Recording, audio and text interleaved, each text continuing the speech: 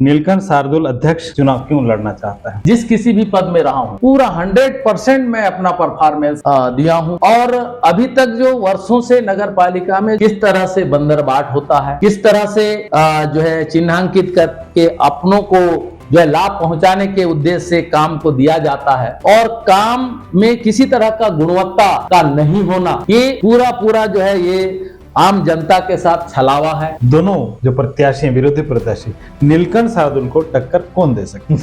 मुझे नहीं लगता कि दोनों में से कोई भी दल मेरे टक्कर में है। निर्दलीय भले ही लेकिन ऑन मैन आर्मी। बीजेपी आपको टिकट नहीं देना, ये पार्टी के लिए कितना नुकसान है? आम पब्लिक, आम जनता में ये प्रश्न उमड़ घुमड़ के आ रहा है कि आखिर नीलकंठ शार्दुल को टिकट क्यों नहीं दिया गया। यही क्यों का जो आंसर है वही मेरे जीत का कारण बने। अच्छा, कभी सोचे थे आप कि पार्टी आपको इस तरह से नकारेगी?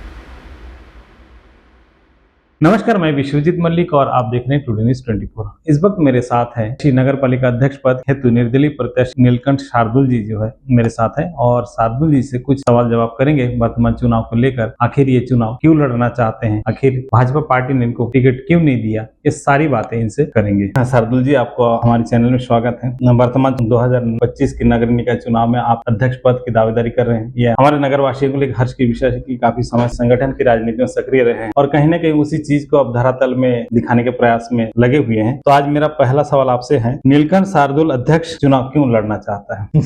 अच्छा प्रश्न है कि कोई भी व्यक्ति कोई किसी काम को करता है तो उसके पीछे कोई न कोई उद्देश्य अवश्य होता है। और आज से नहीं, मैं जब छात्र राजनीति करता था तब से मेरा रुचि राजनीति रहा है और मैं छात्र नेता के रूप में भी रहा हूँ। कर्मचारी बनने के बाद भी मैं शिक्षक संघ का भी एक नेता रहा हूँ। फिर समय के साथ साथ मैं सभी संवर्ग का, जैसे कि अभी यहाँ कर्मचारी अधिकारी फेडरेशन का जब से जिला बना है तब से अब तक मैं संयोजक रहा हूँ। तो और इसके अलावा भी मैं सामाजिक संगठनों में भी अलग अलग भूमिकाओं में रहा हूं। तो मेरा इंटरेस्ट ही रहा है राजनीति और चूंकि नगर पालिका का अध्यक्ष भी राजनीति से जुड़ा हुआ है और मेरे मन में एक भाव है हमेशा सेवा भाव।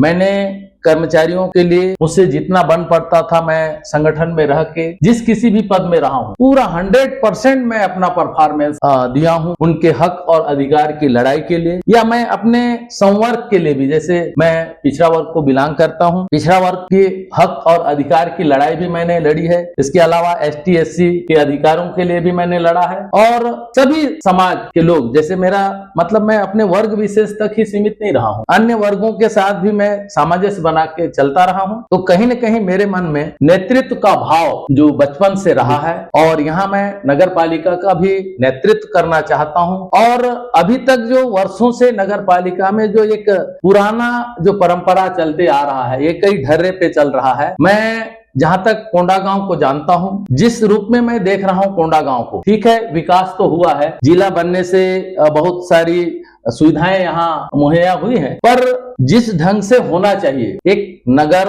का जो है एक अलग पहचान, अलग छाप होनी चाहिए, चाहे वो सौंदर्यीकरण के मामले में हो, माने अगर बाहर के भी कोई भी आते हैं, चाहे पर्यटक आए या और कोई लोग किसी भी रूप में यहाँ आए, व्यवसाय भी आते रहते हैं, तो देख के उनका मन एकदम प्रफुल्लित होना चाहिए कि नहीं, हम कोंडागांव नगर में आए। कोंडागांव ऐसे भी सांस्कृतिक नगरी है, शिल्प नगरी है, पर जिस रूप में इसका एक पहचान बनना चाहिए वो आज तक बना नहीं है। और नीलकंठ शार्दुल यदि अध्यक्ष बनेगा, आम जनता यदि मुझे उस रूप में काम करने का अवसर देगी, तो मैं निश्चित रूप से कुछ अलग करने का सोच रहा हूं। मेरा विजन कुछ हटके है और इसी उद्देश्य को लेकर मैं अध्यक्ष बनना चाहता हूं। आपके विपक्ष में दो विरोधी प्रत्याशी हैं और इन दोनों में से नीलकंठ शार्दुल को कौन टक्कर दे सकता है इस चुनाव में? पहली बात तो देखिए, कोई भी प्रत्याशी उसको कमजोर मैं नहीं आंकता हूं और ऐसे भी दो प्रत्याशी या विरोधी प्रत्याशी राष्ट्रीय दल से, पर मेरा ऐसा मानना है, मैं आम जनता के बीच भी जाता हूं। मैं चूंकि शिक्षक रहा हूं, गुरु रहा हूं, तो मैं सबसे पहले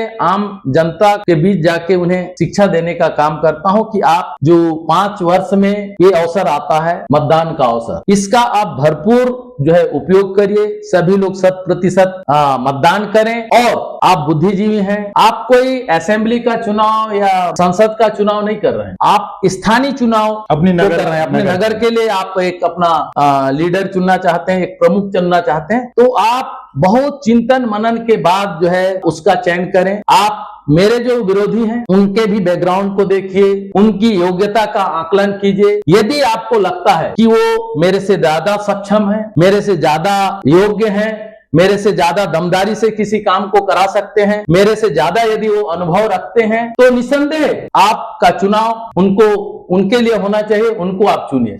मेरा सवाल ये है, नहीं, मैं आ रहा हूं आपके उसी जवाब में। पर यदि लगता है कि मैं जो है उस मामले में उनसे बेहतर हूं, तो आप लोग मुझे चुनने के बारे में विचार करिए। ये मेरा आम जनता से अपील है। जी, आप मूल प्रश्न मेरा है कि दोनों जो प्रत्याशी हैं, विरोधी प्रत्याशी, नीलकंठ शार्दुल को टक्कर कौन दे सकता है? मैं तो दोनों ही दल को, क्योंकि जो रिस्पांस मैं अभी देख रहा हूं, समझ पा रहा हूं, मुझे नहीं लगता कि दोनों में से कोई भी दल मेरे टक्कर में है। नीलकंठ शार्दुल को टक्कर यानी नीलकंठ शार्दुल निर्दलीय भले ही, लेकिन ऑन मैन आर्मी कह सकते हैं। धन्यवाद। बीजेपी आपको टिकट नहीं देना, ये पार्टी के लिए कितना नुकसान है या फिर पार्टी के लिए घातक साबित हो सकता है? नीलकंठ शार्दुल, ये तो अभी नगर पालिका का चुनाव हो रहा है। चुनाव का मतदान के बाद जो रिजल्ट ही तय करेगा कि घातक सिद्ध होगा या उनको मेरे चुनाव लड़ने से नुकसान होगा। और वो क्यों, किस लिए मुझे टिकट नहीं दिए, मुझ में ऐसी कौन सी कमी खामी रही होगी, वो तो भाजपा वाले ही जानते हैं। जो टिकट देने के लिए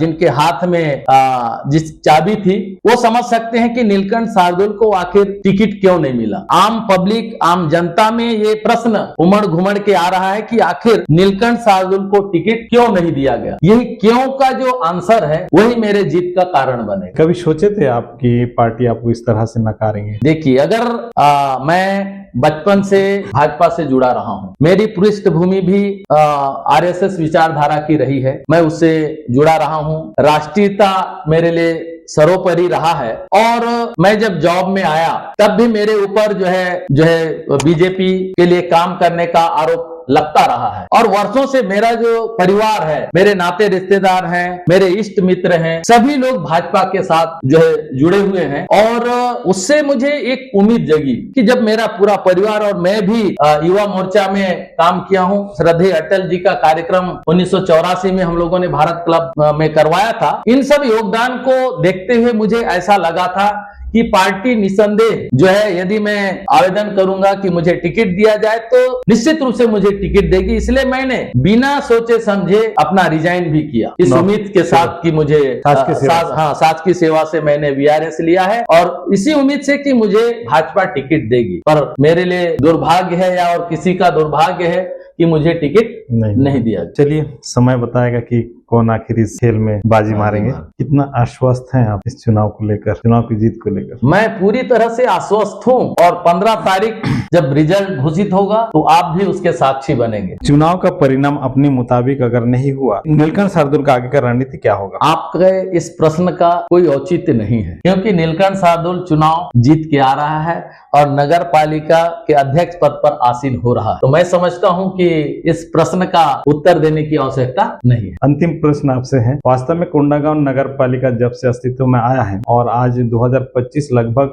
50 वर्ष जो है पूर्ण होने के हैं, क्योंकि सन 1975 1 अप्रैल को जो अस्तित्व में आया था और आज 2025 है, लगभग 50 वर्ष पूर्ण होने के हैं। वर्तमान कोंडागांव नगर वासियों को क्या चाहिए, क्या आवश्यकता है, कौन सी मूलभूत सुविधाओं की कमी है? देखिए, यहाँ पर समय समय पर कांग्रेस के भी और भाजपा से भी अध्यक्ष पद पर आसीन रहे, पर जहाँ तक मूलभूत समस्याओं के समाधान की बात है, वो जस का तस है। यहाँ के जो आम पब्लिक की जो मांग है, उनकी इच्छा है कि उनके घर के सामने का नाली सही हो, स्वच्छ हो। पर आप भी दौरा करते हैं, आप तो पत्रकार हैं, मेरे से ज्यादा आप गली कूचे में जाते हैं। क्या आपको ऐसा लगता है कि नाली पूरी तरह से स्वच्छ है, साफ है? आज यदि नाली का निर्माण होता है, भ्रष्टाचार इस कदर उस पे हावी है कि 4-6 महीने में उस नाली का अस्तित्व ही समाप्त हो जाता है। लोगों की मूलभूत आवश्यकताओं में दूसरे क्रम में है पेयजल व्यवस्था भी यहाँ पर जो है जिस ढंग से, जिस रूप में होना चाहिए नहीं है। कहीं भी आप देखो, यहाँ पाइप फटा हुआ है, वहां पाइप फटा हुआ है,